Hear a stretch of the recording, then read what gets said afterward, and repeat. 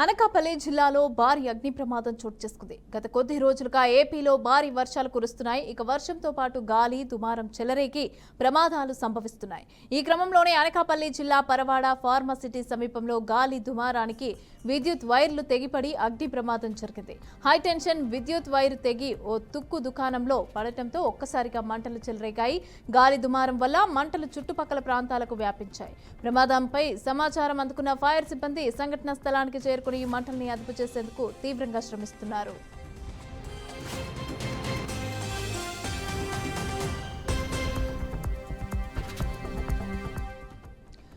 రెడ్డిగా అనకాపల్లి సమీపంలో అయితే వర్షంతో పాటు గాలి దుమారం వల్ల మంటలు అయితే చెలరేగడం జరిగింది. అయితే దీనికి సంబంధించి పూర్తి అప్డేట్స్ మా ప్రతినిధి నాయుడు అందిస్తారు. నాయుడు, చెప్పండి, ఈ ప్రమాదం జరిగినట్టుగా తెలుస్తోంది. అయితే అక్కడ ఏమైనా ప్రాణ నష్టం కానీ ఏమైనా జరిగిందా, లేకపోతే ఏంటి డీటెయిల్స్, అక్కడ ఏం జరిగింది?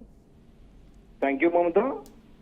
గత కొన్ని రోజులుగా ఇటు విశాఖపట్నం జిల్లా కావచ్చు, ఉత్తర పరిధిలో జరుగుతున్నటువంటి వర్షాలు, అదే విధంగా చూసుకున్నట్టయితే భారీ గాలులు తాకిడికి అయితే మాత్రం కొంతమేర డ్యామేజ్ జరిగిన పరిస్థితి అయితే కనిపిస్తుంది. ప్రధానంగా చూసుకున్నట్టయితే కనుక ఇక్కడ ఏర్పాటు చేసినటువంటి పెద్ద పెద్ద హోర్డింగ్స్ కావచ్చు, లేదు అంటే కనుక పెద్ద పెద్ద చెట్లు కావచ్చు, అదేవిధంగా విద్యుత్ స్తంభాలు, విద్యుత్ వైర్లు ఏదైతే హెచ్టీ లైన్స్ సంబంధించి ఇవన్నీ కూడా తెగిపడడం, అదేవిధంగా హోర్డింగ్స్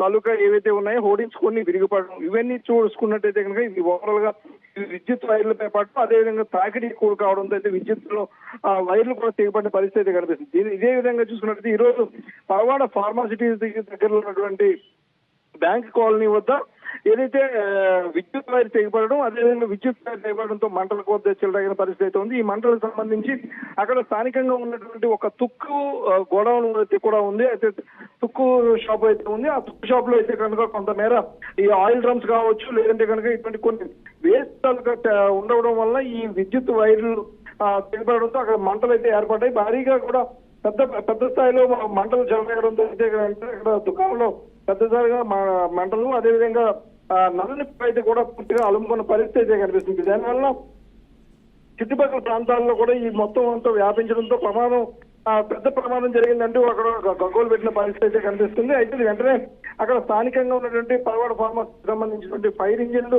ఇవన్నీ కూడా వెంటనే హుటాహుటిన చేరుకుని మంటలు వెంటనే అదుపు చేసిన పరిస్థితి అయితే ఉంది. కొద్దిగా అక్కడ తుక్కు షాపు కావడం వల్లతో ఈ ఆయిల్ డబ్బాలు కావచ్చు, కొంత వేస్ట్ స్క్రాప్ వల్ల మంటలు త్వరగా వ్యాపించడంతో అక్కడ కొద్దిగా పెద్ద మొత్తంలో మంటలన్నీ కూడా వ్యాపించడంతో అయితే ఈ ఫైర్ సిబ్బందికి అయితే కాస్తంత కష్టంగా అయిపోయింది. అయితే ఏది ఏమైనప్పటికీ కూడా పూర్తి స్థాయిలో ఫైర్ సిబ్బంది మంటలను పూర్తిగా అదుపు చేసిన పరిస్థితి అయితే ఉంది. అయితే అక్కడ ఎవరికి కూడా ఎటువంటి ప్రమాదం సంభవించలేదు. అదేవిధంగా ఎవరికి ఎటువంటి ఇబ్బంది కలగకుండా అయితే మాత్రం ఈ ఫైర్ అధికారులందరూ కూడా చాలా జాగ్రత్తలు తీసుకున్న పరిస్థితి అయితే మనకి కనిపిస్తుంది. Right, thank you Naidu, thanks for the updates.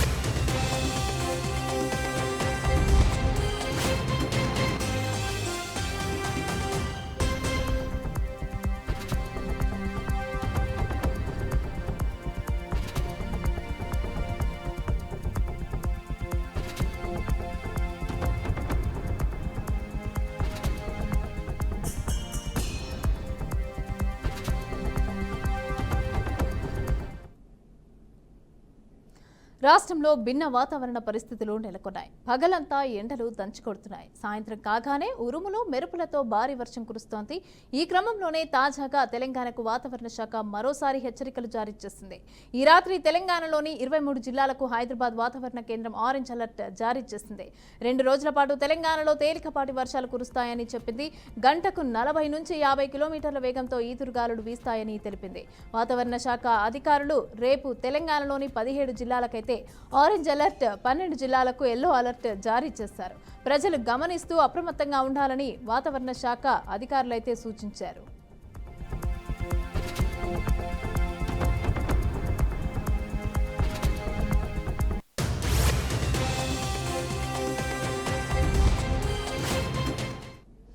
రెడ్డిగా తెలంగాణలో భిన్న వాతావరణ పరిస్థితులు అయితే కనిపిస్తున్నాయనేసి అని చెప్పి వాతావరణ అధికారులు అయితే చెప్పడం జరుగుతోంది. అయితే ప్రతి జిల్లాకు కూడా ఆరెంజ్ అలర్ట్ జారీ చేయడం జరిగింది. అయితే దీనికి సంబంధించిన పూర్తి అప్డేట్స్ మా ప్రతినిధి శ్రీనివాస్ అందిస్తారు. శ్రీనివాస్, తెలంగాణ వ్యాప్తంగాను భిన్న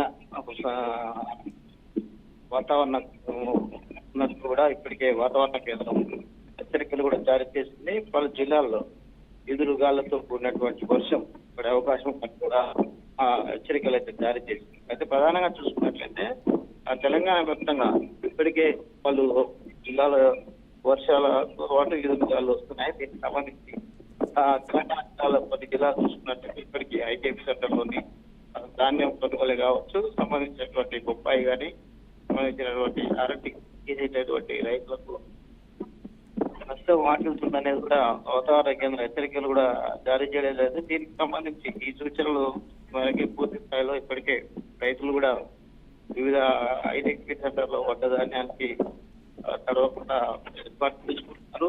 ఇదే విషయానికి సంబంధించి ముందు కూడా గతంలో నష్టం జరిగినటువంటి పరిస్థితిని కూడా అధికారులు సమీక్షిస్తున్నారు. అయితే తెలంగాణలోని వ్యాప్తంగానే అనుకోకుండా వచ్చేటటువంటి ఈ ఎదురుగాలతో కూడుకున్నటువంటి వర్షం వల్ల వార్నింగ్ లో ఉన్నటువంటి వరి రైతులకి కావచ్చు, దీనికి సంబంధించినటువంటి సమీప కాలం దగ్గర పడుతుండటంతో వేసవిలో తీవ్ర ఎండలు ఉండటంతో వేసవిలో ఒక్కసారిగా చల్లదనం కూడా చోటు చేసుకుంది. దీనికి సంబంధించి ఇప్పటికీ ఎవరైతే వ్యవసాయం మీద ఉన్నటువంటి రైతులకు ఇక్కడ లేదా ఎవరైతే ఈదురుగాలతో కూడినటువంటి వర్షం వస్తున్న బీభత్సం సృష్టిస్తుంది అనేది ఒక విషయాన్ని మాత్రము స్పష్టంగా చెప్పినటువంటి పరిస్థితి. ఇది తెలంగాణ వ్యాప్తంగా ఉన్నటువంటి ఎదురుగాలతో కూడిన వర్షానికి సంబంధించినటువంటి తాజా సమాచారం. Right, thank you Srinivas, thanks for the updates.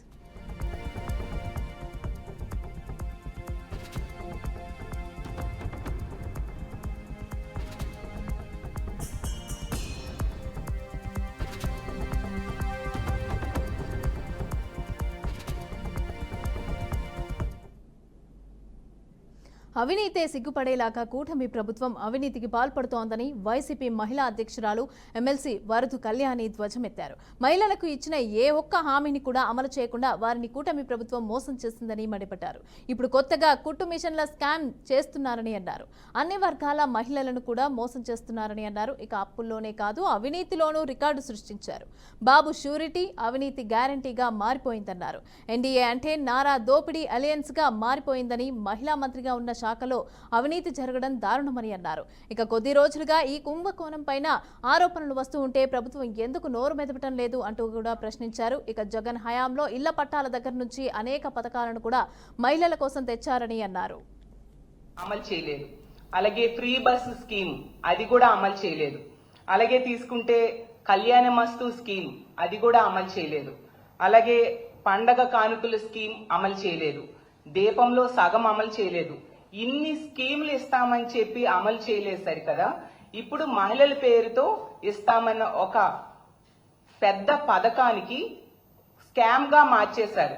అదే కుట్టు మిషన్స్ ట్రైనింగ్ స్కీమ్ అనేది ఒకటి పెట్టారు.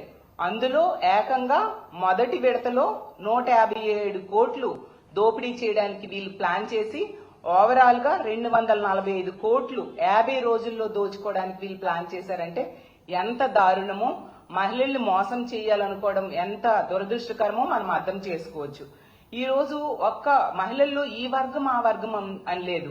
బీసీలు, కాపులు, రెడ్లు, అలాగే కమ్మ, క్షత్రియ, వైశ్య అంటే ఎకనామికల్లీ బ్యాక్వర్డ్ క్లాస్ లో ఉన్న మహిళలకు కూడా అందరికి కూడా ఈ కుట్టు మిషన్లు ట్రైనింగ్ ఇస్తామని చెప్పి వీళ్ళు అందులో పెద్ద స్కామ్ కి తెరలేపడం నిజంగా చాలా దురదృష్టకరం. ఈ రోజు రాష్ట్రంలో తీసుకుంటే అప్పుల్లో ఒకవైపు రికార్డు సృష్టిస్తూ ఉన్నారు, ఇంకోవైపు అవినీతిలో రికార్డు సృష్టిస్తూ ఉండే పరిస్థితి మనకు కనిపిస్తూ ఉంది. ఈ కూటమి ప్రభుత్వం అధికారంలోకి వచ్చాక వాళ్ళు ఎన్నికల టైంలో ఇచ్చిన హామీల్లో తల్లికి వందనం స్కీమ్ అది అమలు చేయలేదు. అలాగే మహాశక్తి స్కీమ్ అమలు చేయలేదు. అలాగే ఫ్రీ బస్ స్కీమ్ అది కూడా అమలు చేయలేదు. అలాగే తీసుకుంటే కళ్యాణ మస్తు స్కీమ్ అది కూడా అమలు చేయలేదు. అలాగే పండగ కానుకల స్కీమ్ అమలు చేయలేదు. దీపంలో సగం అమలు చేయలేదు. ఇన్ని స్కీములు ఇస్తామని చెప్పి విశాఖ కార్మికుల పక్షాన కాంగ్రెస్ పార్టీ అధ్యక్షురాలు వైఎస్ షర్మిల చేపట్టిన దీక్ష నేటికి 1545 రోజుకైతే చేరుకుంది. అయితే ఈ క్రమంలోనే కార్మికుల పక్షాన ఇవాళ నిరాహార దీక్ష చేశామని షర్మిల తెలిపారు. 2021 జనవరిలో ప్రైవేటీకరణ అంటూ నిర్ణయం తీసుకున్నారని, దీంతో అప్పటి నుంచి ఉద్యమం కొనసాగుతూనే ఉందని ఆమె పేర్కొన్నారు. బీజేపీ హయాంలోనే స్టీల్ ప్లాంట్కి కష్టాలు మొదలయ్యాయని విమర్శించారు. అదానికి మేలు చేసేందుకు స్టీల్ ప్లాంట్ను చంపేస్తున్నారని వైఎస్ షర్మిల ఆరోపించారు.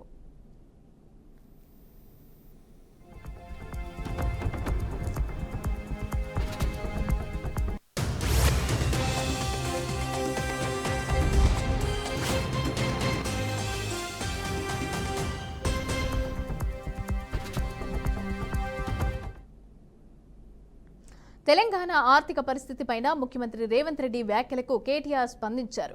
బీఆర్ఎస్ పార్టీని మమ్మల్ని ఎన్ని తిట్టినా భరిస్తాం, కానీ తెలంగాణ ప్రతిష్ట దెబ్బతినేలాగా మాట్లాడితే సహించేదే లేదని అన్నారు. సీఎం రేవంత్ రెడ్డి మాటలు రాష్ట్ర భవిష్యత్తుకు శాపం పెట్టినట్లు ఉన్నాయని మండిపడ్డారు. ఢిల్లీ పార్టీలను నమ్మొద్దని ప్రజలకు కేసీఆర్ చిలుకకు చెప్పినట్లుగా చెప్పారు. ఇక ఎన్నికలప్పుడు కేసీఆర్ చెప్పిన మాటలు నేడు అక్షర సత్యాలు అయ్యాయి. పరిపాలన చేతకాకనే సీఎం రేవంత్ రెడ్డి కాడి కింద పడేశాడు. ఇక రేవంత్ రెడ్డి అసమర్థత సీఎం అని కూడా నిన్నటి వ్యాఖ్యలతో తేలిపోయిందని కేటీఆర్ విమర్శలు చేశారు. మాత్రం ఇక్కడ దాకా ఉపేక్షించడం ఇక మాత్రం ఊరుకోము. కేసీఆర్ గారిని కూడా ఇంకా ఈ చివరిసారి చెప్తున్నాం, ముఖ్యమంత్రి గారు కేసీఆర్ గారిని ఇప్పటిదాకా ఎన్ని మాటలన్నా పడ్డం. ఇక్కడ నుంచి కేసీఆర్ గారిని నువ్వు వ్యక్తిగతంగా దూషిస్తే మాత్రం నీ నాలిక చీరేసే రోజు కూడా వస్తుంది. తప్పకుండా యాది పెట్టుకో. ఎవడు 100 సంవత్సరాల కోసం పుట్టలేదు, ఎవడు 1000 సంవత్సరాలు ఉండడు. పక్కా చెప్తున్నాం, ముమ్మాడికి మళ్ళీ అధికారంలోకి వచ్చేది బీఆర్ఎస్ఏ.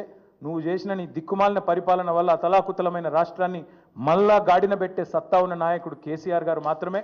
అందుకే వాళ్ళ రాష్ట్ర ప్రజలు నీకు చేత కాకపోతే క్షమాపణ చెప్పు, అడ్డమైన హామీలు ఇచ్చినందుకు క్షమాపణ చెప్పి తప్పుకో. ముఖ్యమంత్రి రేవంత్ రెడ్డి రాష్ట్ర ఆర్థిక పరిస్థితిపైన చేసిన వ్యాఖ్యలను బీజేపీ ఎంపీ ఈటెల రాజేందర్ ఖండించారు. తెలంగాణ ఎన్నడూ పేద రాష్ట్రం కాదని అన్నారు. తెలంగాణ ఆత్మ గౌరవాన్ని సీఎం రేవంత్ రెడ్డి ధ్వంసం చేస్తున్నారని మండిపడ్డారు. రాష్ట్రానికి నెలకు 20,000 కోట్ల రూపాయల ఆదాయం వస్తూ ఉంటే దివాలా తీసిందని ఎలా అంటారని ప్రశ్నించారు. చేత కాకపోతే తెలంగాణ ప్రజలకు క్షమాపణ చెప్పి ముఖ్యమంత్రి పదవికి రేవంత్ రెడ్డి రాజీనామా చేయాలని డిమాండ్ చేశారు. ఎన్నడూ కూడా పేదది కాదు, తెలంగాణ పేదరికంలో ముంచబడ్డదని చెప్పి 100 సార్లు మేము మాట్లాడినాం. నిజాం కాలం నాడే తెలంగాణలో రైల్వేల వ్యవస్థ కానీ, తెలంగాణలో ట్రాన్స్పోర్ట్ వ్యవస్థ కానీ, తెలంగాణలో గొప్ప చెరువులతో రామప్ప, లక్నవరం లాంటి కాకతీయులు కట్టినటువంటి చెరువులు కావచ్చు, దేశంలోనే అత్యధిక చెరువులు కలిగి వరి పండించే ప్రాంతంగా, సన్నన్నం తినే ప్రాంతంగా వెలుగొందిన రాష్ట్రం ఇది. మొత్తం ఆనాటి సమైక్య రాష్ట్రానికి 50% పైబడి ఆదాయం ఒక హైదరాబాద్ నుంచి వస్తుంది. 23 జిల్లాలను సాధేటువంటి ప్రాంతం హైదరాబాద్ అని చెప్పి ఆనాడు మేము అనేక సందర్భాలు చెప్పినాం. అలాంటి రాష్ట్రాన్ని ఒక వ్యక్తిని దృష్టిలో పెట్టుకొని, ఒక పార్టీని దృష్టిలో పెట్టుకొని ఇవాళ ఇది దివాళా తీసిందని చెప్పి పదే చెప్పడం ద్వారా ఆయన దివాలా కోరుతనమేందో అర్థమైపోయింది. పరిపాలించే చేతగాక, చేవలేక, అనుభవం లేక, ఏది మాట్లాడనో ఏది మాట్లాడకూడదో, ఏది చేయాలనో ఏది చేయకూడదో ఆ గంభీరత లేనటువంటి రేవంత్ రెడ్డి ఇవాళ చివరికి తెలంగాణ రాష్ట్రాన్నే ఒక దివాలాకోరు రాష్ట్రంగా, తెలంగాణ ప్రజల్ని ఎందుకు పనికిరాని వాళ్ళుగా ఇవాళ చిత్రీకరించే ప్రయత్నం చేయడాన్ని ఆంధ్రప్రదేశ్లోని 13 ఉమ్మడి జిల్లాల్లో వైబ్రెంట్స్ ఆఫ్ కలాం అనే సంస్థ మాజీ రాష్ట్రపతి అబ్దుల్ కలాం విగ్రహాల ఆవిష్కరణ ఏర్పాటు చేసింది. ఇక తెలంగాణ రాష్ట్రంలోని ఖమ్మంకి చెందిన వైబ్రెంట్స్ ఆఫ్ కలాం సంస్థ వ్యవస్థాపకులు విజయ్ కలాం నేతృత్వంలో ఈ విగ్రహాల ఏర్పాటవుతున్నాయి. అయితే ఈ కార్యక్రమానికి ముఖ్య అతిథిగా సీఎం చంద్రబాబు నాయుడు హాజరై అబ్దుల్ కలాం విగ్రహ ఆకృతులను ఆవిష్కరించారు. 10 ఏళ్లుగా దేశవ్యాప్తంగా అబ్దుల్ కలాం పేరు మీద వివిధ సేవా కార్యక్రమాలను నిర్వహిస్తున్నామని విజయ్ కలాం అన్నారు. అబ్దుల్ కలాం స్ఫూర్తితో తాను అనేక సేవా కార్యక్రమాలు చేస్తున్నట్లుగా తెలిపారు. ఇక ఇంతటి సేవా కార్యక్రమాలు చేస్తున్న విజయ్ కలాంను చంద్రబాబు నాయుడు అభినందించారు.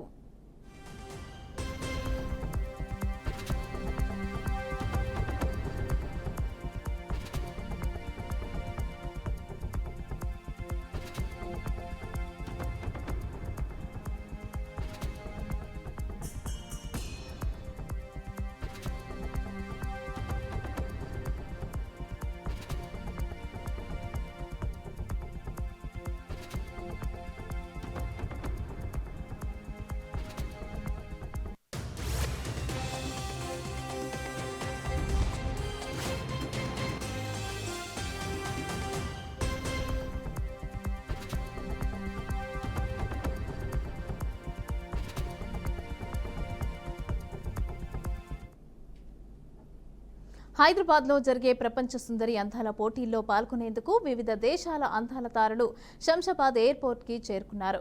వీరి రాకతో ఎయిర్పోర్ట్లో సందడి నెలకొంది. గచ్చిబౌలి ఇండోర్ స్టేడియంలో జరిగే మిస్ వరల్డ్ పోటీల్లో పాల్గొనేందుకు ప్రపంచంలోని వివిధ దేశాల అందాల తారలు ఒక్కొక్కరుగా లైన్ కట్టారు. పోటీలో పాల్గొనే వారికి తెలంగాణ టూరిజం శాఖ ఆధ్వర్యంలో సాంస్కృతిక నృత్యాలను కూడా చేస్తూ ఘన స్వాగతం పలికారు.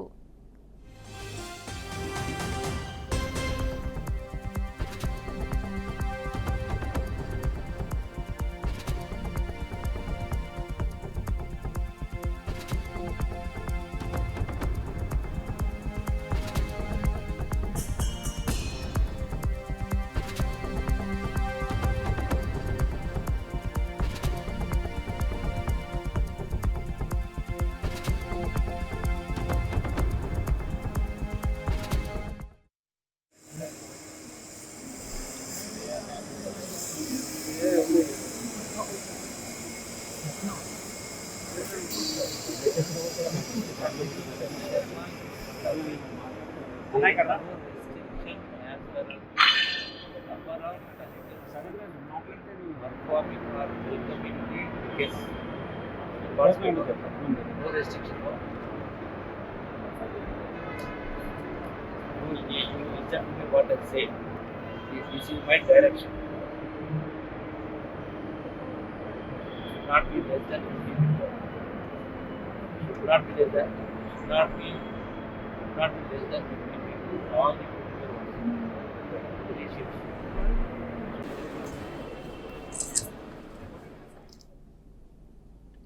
రేవంత్ సర్కార్పై బీజేపీ ఎమ్మెల్యే ఏలేటి మహేశ్వరరెడ్డి నిప్పులు చెరిగారు.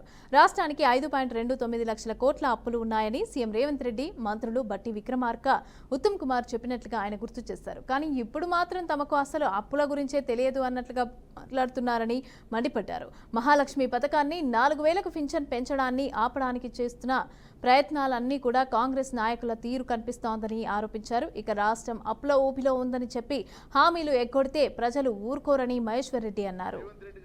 విధానం చూస్తా ఉంటే ఇచ్చిన హామీలను ఎగవేసేందుకు, 6 గ్యారంటీలను ఎగేసేందుకు, సంక్షేమ కార్యక్రమాలని ఎత్తివేసేందుకు ఆయన చేస్తున్న ఒక పథకం లాగా కనపడుతున్నది. తుమ్మల నాగేశ్వరరావు కూడా అదే పాట పాడుతున్నాడు. అనేకమైనటువంటి హామీలు ఇచ్చి అందరూ కలిసి ఒక నాటకం ఆడుతూ తెలంగాణ రాష్ట్రాన్ని అప్పుల రాష్ట్రంగా ప్రజల్ని ఉద్యోగస్తుల మీద గుసగొల్పే ప్రయత్నం చేస్తా ఉన్నాం. రాష్ట్రానికి భరోసా ఇవ్వాల్సినటువంటి ముఖ్యమంత్రి ఇప్పుడు ఉద్యోగులను, ప్రజలను భయపెడతా ఉన్నాడు. పూర్తిగా రాష్ట్రం దివాలా తీసింది, పూర్తిగా రాష్ట్రం అప్పుల పాలైంది అని చెప్పేసి పదే చెప్పి ఈ రాష్ట్ర పరువు తీయడమే కాకుండా ఈ రోజు ప్రజల్ని ఒకవైపు ప్రిపేర్ చేస్తూ మరోవైపు ప్రజల్ని ఉసిగొల్పుతా ఉన్నాం ఉద్యోగస్తుల మీద.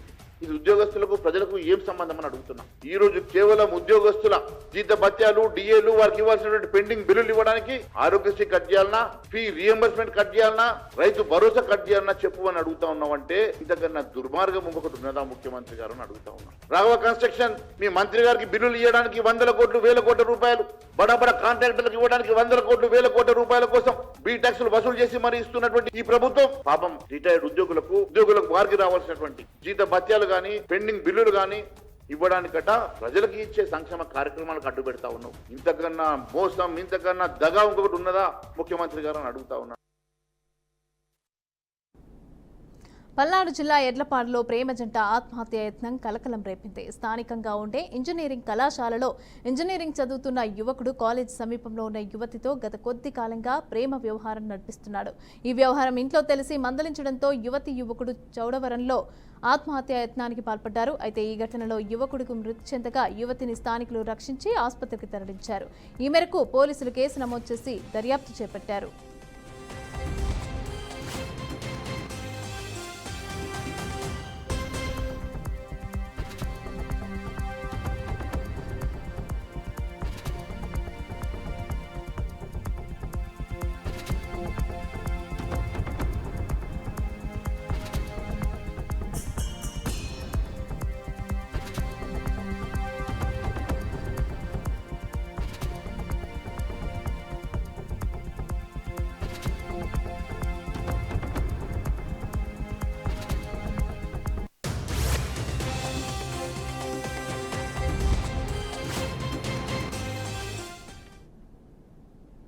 రోడ్డు ప్రమాదాల్లో గాయపడిన వారికి తక్షణమే మెరుగైన వైద్య సేవలు అందించేందుకు కేంద్ర ప్రభుత్వం ఒక కీలక నిర్ణయం తీసుకుంది. ఇక బాధితులకు 1.5 లక్షల వరకు కూడా ఉచితంగా వైద్య చికిత్సలు అందించే విధంగా పథకాన్ని ప్రకటించింది. అయితే ఈ మేరకు కేంద్ర రహదారుల రవాణా మంత్రిత్వ శాఖ ఒక అధికారిక నోటిఫికేషన్ అయితే విడుదల చేసింది. ఈ పథకం తక్షణమే అమల్లోకి వచ్చినట్లుగా స్పష్టం చేసింది. సుప్రీంకోర్టు గత జనవరిలో వెలువరించిన తీర్పు ఈ నిర్ణయానికి మూలంగా నిలిచింది. రోడ్డు ప్రమాద బాధితులకు ప్రమాదం జరిగిన మొదటి గంటలోనే ఉచిత వైద్యం అందించాలని అత్యున్నత న్యాయస్థానం ఆదేశించింది. కేంద్ర ప్రభుత్వం cashless treatment of road accident victims scheme 2025 పేరుతో ఈ పథకానికైతే రూపకల్పన చేసింది. అయితే ఈ పథకం కింద మోటార్ వాహనం వల్ల ఏ రహదారిపై ప్రమాదం జరిగినా కూడా బాధితులు ఆసుపత్రుల్లో 1.5 లక్షల వరకు నగదు రహిత వైద్య సేవలను కూడా పొందేందుకు అర్హులవుతారు. అయితే ప్రమాదం జరిగిన తేదీ నుంచి గరిష్టంగా 7 రోజుల పాటు ఈ ఉచిత చికిత్సను పొందవచ్చు.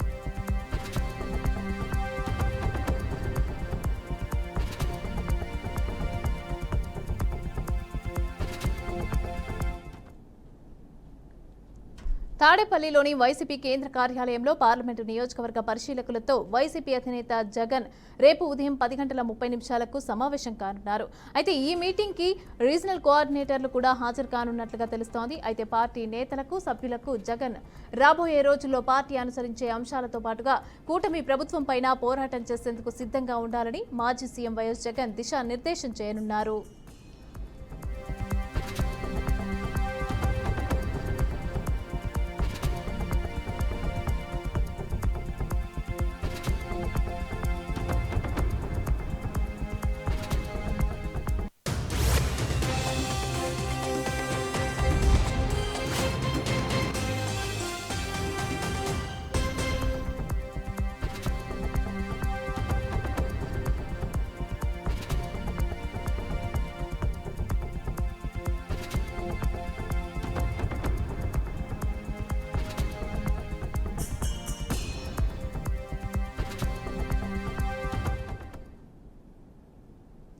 BJP MP Medak MP Raghunandan Rao పైన కాంగ్రెస్ సీనియర్ నేత జగ్గారెడ్డి అయితే ఫైర్ అయ్యారు. ఇక సీఎం రేవంత్ రెడ్డి పైన రఘునందన్ రావు చేసిన విమర్శలపైన జగ్గారెడ్డి ఘాటుగా బదులిచ్చారు.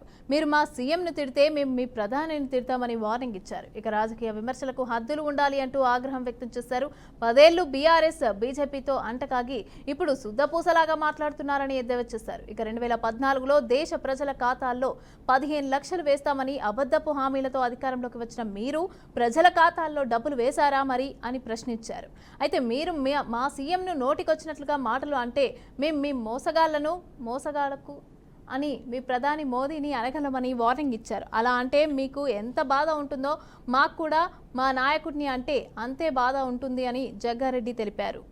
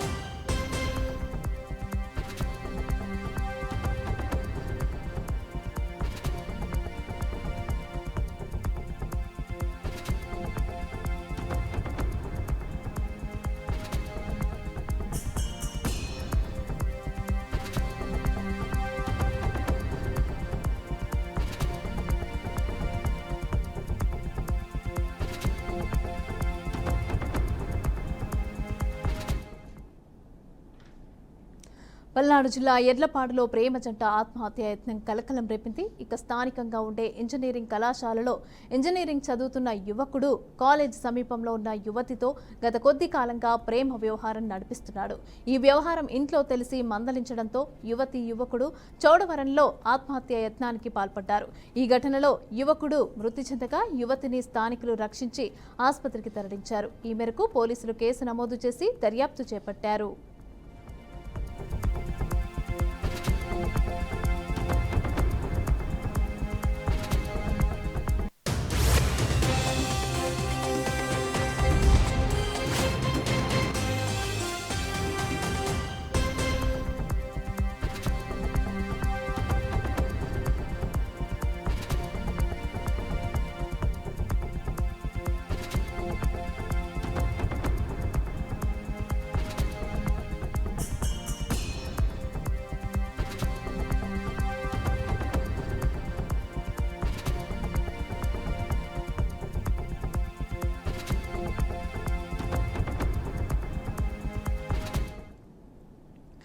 ఇదే అంశానికి సంబంధించి పూర్తి అప్డేట్స్ మా ప్రతినిధి వాసుబాబు అందిస్తారు. వాసుబాబు, చెప్పండి, కాలేజ్ సమీపంలో ఉన్న యువతితో ప్రేమాయణం నడిపించి ఇద్దరు కూడా ఆత్మహత్య చేసుకున్నట్టుగా తెలుస్తోంది. అయితే దీనికి సంబంధించి డీటెయిల్స్ అందించండి.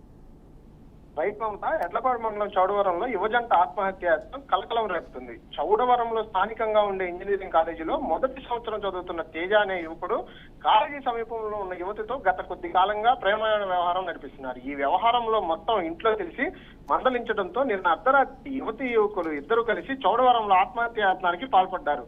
చౌడవరంలో స్థానికంగా ఉండే క్వారీలో ఆత్మహత్యానికి పాల్పడగా అమ్మాయి కేకలు విన్న స్థానికులు యువతిని రక్షించి గుంటూరు ప్రభుత్వ వైద్యశాలకు అయితే తరలించారు. ఈ నేపథ్యంలోనే ఆత్మహత్యానికి పాల్పడిన యువకుడు మృతి చెందినట్లుగా తెలుస్తుంది. మృతి చెందిన యువకుడిని మృతదేహాన్ని ఎడ్లపాడు పోలీసులు అత్యంత కష్టం మీద వెలికి తీసి గుంటూరు గవర్నమెంట్ హాస్పిటల్లోని మార్చరీకి అయితే తరలించారు. మమ్మల్ని థ్యాంక్ యూ వాసుబాబు.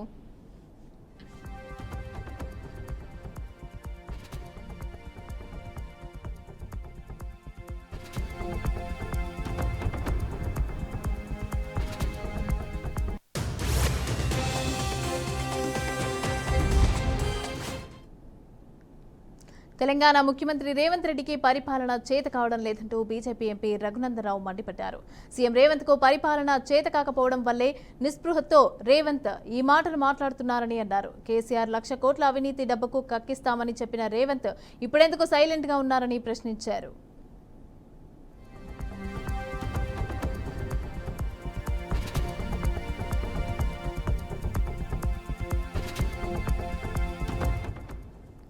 తెలంగాణకు పరపతి లేదని ఎలా మాట్లాడతారు? కేంద్ర ప్రభుత్వ సహాయంతోనే తెలంగాణ 1,50,000 కోట్ల రూపాయల అప్పు తెచ్చుకుందని తెలిపారు. తెలంగాణలో సైనిక్ స్కూల్ ఏర్పాటు చేయాలని రక్షణ శాఖ సహాయం మంత్రిని కలిసినట్లుగా పేర్కొన్నారు. ఇక తెలంగాణలో 3 సైనిక్ స్కూల్స్ తీసుకొచ్చే బాధ్యత తనదే అని హామీ ఇచ్చారు. రాష్ట్ర ప్రభుత్వం దానికి సహకరించి భూమి ఇవ్వాలని కోరారు.